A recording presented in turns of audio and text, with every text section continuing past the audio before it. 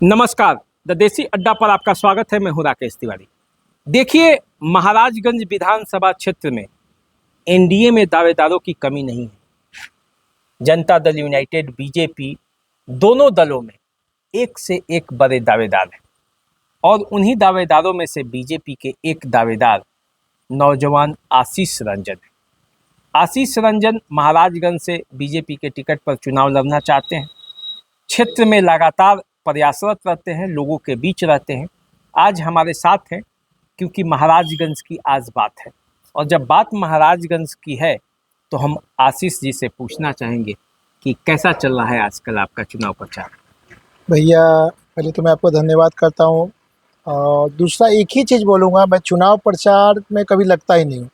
मैं अपना समाज के कामों में डेली लगा रहता हूँ। कल मेरा जन्मदिन था, फिर भी मैं सुबह से लेकर रात तक लोगों के काम में व्यस्त था और यहाँ पे कोई काम करने वाला नहीं है महाराजगंज में। महाराजगंज को जो एक बेटा की जरूरत थी, मैं उनका हाजिर हूँ आपके सामने और दिन रात लगा रहता हूँ, प्रयास करता हूँ, लोगों को काम कराता हूँ। काफ़ी कठिनाइयाँ भी आती है सरकारी कामों को कराने में भैया, लेकिन मैं लग के उसको काम को करवाता हूँ। एक काम के लिए 10 बार भागना होता, भागता हूँ, बात करता हूँ, इन लोगों का काम करवाता नहीं, हूँ। लेकिन मतलब जैसे कि आपने दावेदारी ठोकी है कि जी। महाराजगंज से बीजेपी के टिकट पर चुनाव लड़ेंगे। जी। ये सीट जनता दल यूनाइटेड का पिछली बार रहा है। जी। बीजेपी में भी कई बड़े बड़े दावेदार हैं। जी। स्वास्थ्य मंत्री मंगल पांडे जी भी इसी विधानसभा क्षेत्र से आते हैं, तो एक दावेदारी तो यदि चुनाव लड़ना होगा तो उनकी भी हो सकती है। जी। मैं ये दावा नहीं करता कि वो चुनाव लड़ना चाह रहे हैं या उनकी कोई जी। दावेदारी है, लेकिन एक दावेदार वो भी हो सकते हैं। ऐसे में आशीष रंजन सिंह अपने आप को कहाँ पाते हैं? भैया, मैं एक भाजपा का सबसे छोटा कार्यकर्ता हूँ, लेकिन क्या है कि दिन रात मैं लोगों को जिस तरह से सेवा में लगा हूँ, क्षेत्र का हर बूढ़ा बच्चा, नौजवान, हर एक आदमी के ज़बान पे एक ही नाम है। आप कहीं पूछिए, इस हमारे विधानसभा में जितने भी गाँव, 179 गाँव है महाराजगंज नगर को छोड़ने के बाद, तो उस 179 गाँव में लगभग मुझे लगता है मैं 165 से 66 गाँव में जा चुका हूँ और सभी लोगों से मिलना करना। कुछ गाँव अगर नहीं भी जा पाया हूँ तो वो भी कवर करने में मैं लगा हूँ भैया। और मेरा एक ही सिद्धांत है कि जब मैं लोगों का सेवा कर रहा हूँ, लोग मेरे से खुश हैं, तब किसी बाहरी उम्मीदवार की क्यों ज़रूरत है यहाँ पे? किसी की ज़रूरत नहीं है यहाँ पे। महाराजगंज का बेटा जब उनके साथ है, उनके साथ हर पल रहता हूँ, हर सुख-दुःख में शामिल होता हूँ, तब क्यों किसी और उम्मीदवार को? मैं एक शिक्षित लड़का हूँ, सब कुछ किया भैया, पढ़ाई किया, होटल मैनेजमेंट मैंने किया, एमबीए किया। एक पढ़ लिख के आया और मैं इस काबिल हूँ कि मैं महाराजगंज का प्रतिनिधित्व कर सकूँ और लोग मेरे से खुश हैं। तब क्यों किसी ज़रूरत है? किसी और नाम की तो ज़रूरत नहीं है। नहीं, तो आप जानते हैं ना टिकट कैसे मिलता है पार्टी में, कितना जी। काम करना पड़ता है, कितना प्रोफाइल बड़ा करना पड़ता है। जरूरी नहीं ना कि टिकट पार्टी आप ही को दे दे। नहीं, जनता की आवाज़ पार्टी को सुनना पड़ेगा। कई पत्रकार, एक आध बार मेरे से बात हुई थी, तो पूछा कि पार्टी बड़ा या जनता? मैंने हमेशा बोला जनता बड़ा। जनता की आवाज़ अगर कांग्रेस ने सुनना कम किया, उसका नतीजा हुआ कि वो कहाँ से अर्श से फर्श पे पहुँच गए। तो जनता की आवाज़ सुनना पड़ेगा। आप जनता की आवाज़ ही नहीं सुनेगा और महाराजगंज की जनता चाहती है, आप सर्वे करा के देख लीजिए कि आशीष रंजन सिंह को टिकट दिया जाए, तब क्यों किसी और नेता की ज़रूरत है? बड़े-बड़े नेता कई जगह है लड़ने के लिए, 243 विधानसभा सीट है, जगह है, कोई एमएलसी है, कोई कुछ है। अरे महाराजगंज में उनका बेटा हाजिर है, मैं काम कर रहा हूँ, टिकट मुझे ही मिलना चाहिए। नहीं, तो बहुत समीकरण देखना पड़ता है ना, जातिगत समीकरण देखना जी। पड़ता है, व्यक्तिगत समीकरण देखना जी। पड़ता है, फाइनेंशियल समीकरण देखना जी। पड़ता है। उसके बाद और भी कई जो जी। राजनीतिक पॉलिटिक्स है, पार्टी के अंदर भी जी। मित्र और दुश्मन दोनों मौजूद होते हैं। जी। तो उन सब को देखने के बाद यदि टिकट आपको मिल सकता है या नहीं मिलेगा, ये जी। तो अभी जी। मैं जी, नहीं कह अलग अलग सकता, बात है वो। जी। अलग बात है। लेकिन यदि मान लीजिए कि पार्टी का टिकट नहीं मिला, तो जी। जनता का नेता तो जनता के बीच जाएगा क्या? जी, जाऊँगा, जनता के बीच जाऊँगा, जनता से पूछूँगा, अगर जनता का जो आदेश है उस हिसाब से काम करूँगा। और एक समीकरण की जो बात आपने किया भैया, मैं बताता हूँ, ये सारण कमिश्नरी में इकलौता भूमिहार बहुल सीट है, जिस जाति से मैं बिलॉन्ग करता हूँ। और यहाँ पे क्यों ना भूमिहार समाज से किसी को प्रतिनिधित्व का मौका मिले। हम लोग का काफ़ी संख्या में मौजूद है, सारे गांव में वोट का मैं चर्चा नहीं करूंगा कितना नंबर है, सभी लोगों को वो नंबर पता है।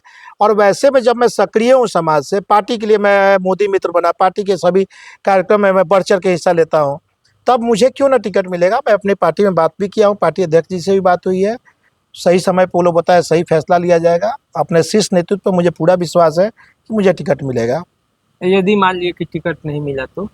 अगर टिकट नहीं मिलता, और पहले भी मैं बोला था कि यार महाराजगंज की जनता सभी लोग का रिक्वेस्ट होता है और सभी लोग आते हैं मेरे दरवाजे पे कि नहीं चला जाए, तो एक काफिला अगर बनता है, निस्वार्थ भाव से लोग और जुटते हैं कि नहीं भाई आपको चुनाव लड़ना है, मैं पहले ही बोला हूँ तो उस केस में मैं चुनाव लड़ूंगा।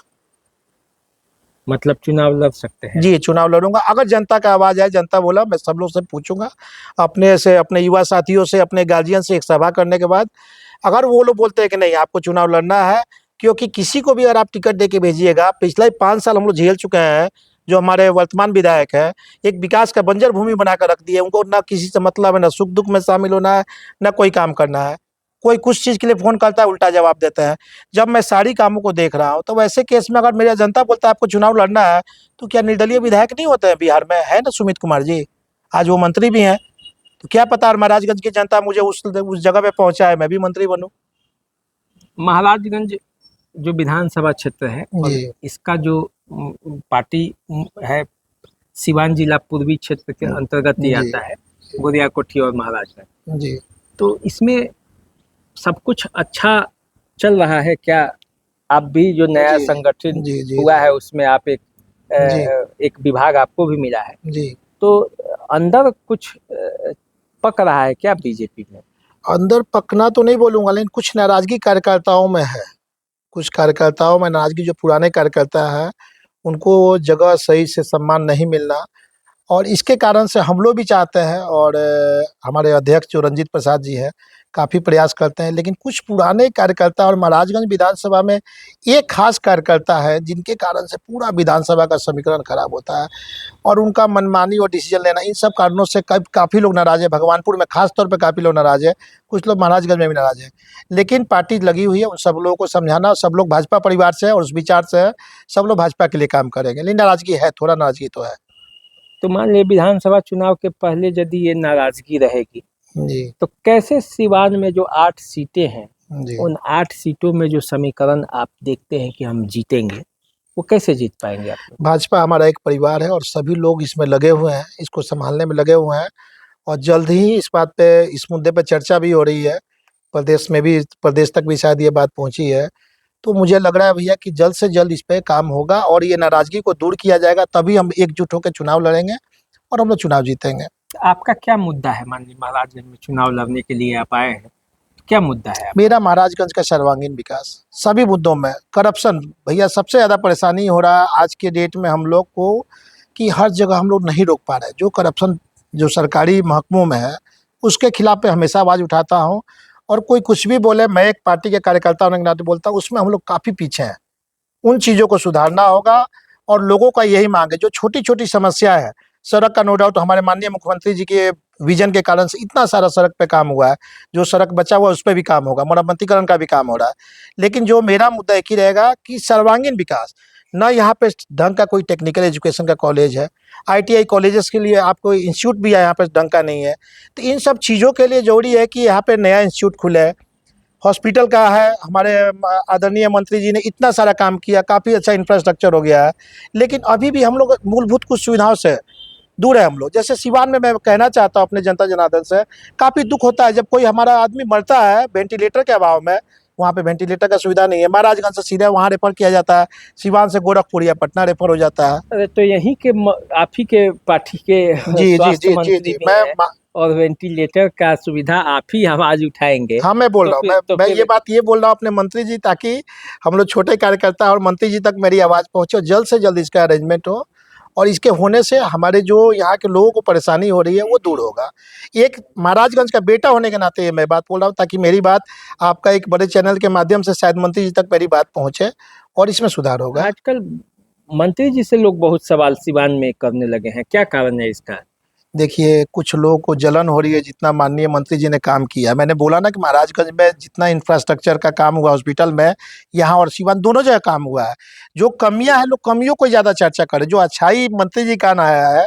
पहले कहाँ तो भैंस का तबेला बना हुआ था जो हॉस्पिटल, चरवाहा विद्यालय से लेके आज भवन बन रहा है, तो उस जगह पे हम लोग पहुँचे। हाँ, कुछ कमियाँ हैं, उसको तो मैं एक्सेप्ट ही कर रहा हूँ, उसको भी सुधार होगा। इस बार हमारी स्पष्ट बहुमत की सरकार बनेगी, और मेरा जहाँ तक सोच है और एक बीजेपी के कार्यकर्ता के नाते, कि जैसे ही इस बार हम लोग को मौका मिलेगा कि हमारे पार्टी से कोई मुख्यमंत्री बनेंगे, ज़ाहिर-सी बात है कि देखिएगा बहुत अच्छा काम होगा और सुधार होगा। आप अपने आप को कितना फिट पाते हैं कि आप ही को टिकट मिल जाएगा? जो दावेदारी आप घूम रहे हैं, खर्चा जी पर जी खर्चा किए जा रहे हैं, जी। लोगों के बीच जा रहे हैं, तो कितना परसेंट आपको अपने आप पर कॉन्फिडेंस है कि आप ही को मुझे टिकट मिल? 100% भरोसा है कि महाराजगंज की जनता की आवाज़ वहाँ तक पहुँचेगी, आप लोगों के माध्यम से पहुँचेगी। मैं भी गया था एक बार, फिर से जाऊँगा और एक बार यहाँ से सारे लोगों को लेकर जाऊँगा कि जब सब लोगों का आशीर्वाद है, यहाँ के जितने भी समाज के जितने भी सामाजिक कार्यकर्ता, सभी लोग बोलते हैं कि जब ये लड़का काम कर रहा है तो इसको क्यों नहीं टिकट मिलना चाहिए। मैं सभी लोग को लेकर जाऊँगा पटना और लोग बोलेंगे मेरे लिए और टिकट मुझे मिलेगा, मुझे विश्वास है। आप यहाँ पे काम करते रहे या कहीं ऊपर से टिकट लेके कोई चला आया तब? टिकट लेकर चला है तो मैंने बोला ना, जनता की जो आवाज़ होगी उस पे जाऊँगा। जनता से पूछूँगा एक बार क्या करना है, वो उस पे फैसला लिया जाएगा। तो चलिए, देख लिए आप, सब बात सुन ही लिए, समझ ही गए।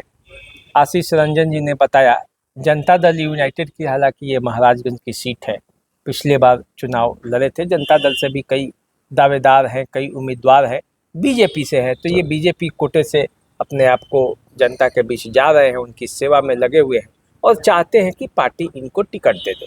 अब क्या होगा ये तो आने वाले समय में पता चलेगा, लेकिन फिलहाल ये क्षेत्र में सक्रिय हैं और किसी गांव में आप जाइएगा तो पता चलेगा कि आशीष रंजन सिंह यहाँ पे आए हुए थे, काम भी कुछ किए, जनता का सेवा भी किए और अपने लिए वोट भी मांगे। तो अब देखिए, टिकट नहीं मिलना मिलना अलग बात है, अभी पार्टियों का क्या फैसला होगा, लेकिन उससे पहले ही महाराजगंज में प्रत्याशी कमर कसकर मैदान में कूद चुके हैं। चाहे वो एनडीए हो, चाहे महागठबंधन हो, दोनों तरफ से प्रत्याशी चुनावी मैदान में कूदे हैं। अब देखिए आगे क्या होता है। फिलहाल आप हमारे साथ बने रहिए, देखते रहिए द देसी अड्डा। चैनल को सब्सक्राइब कर लीजिए, फेसबुक इंस्टाग्राम पे हमें फॉलो कीजिए। अभी दीजिए इजाज़त, नमस्कार।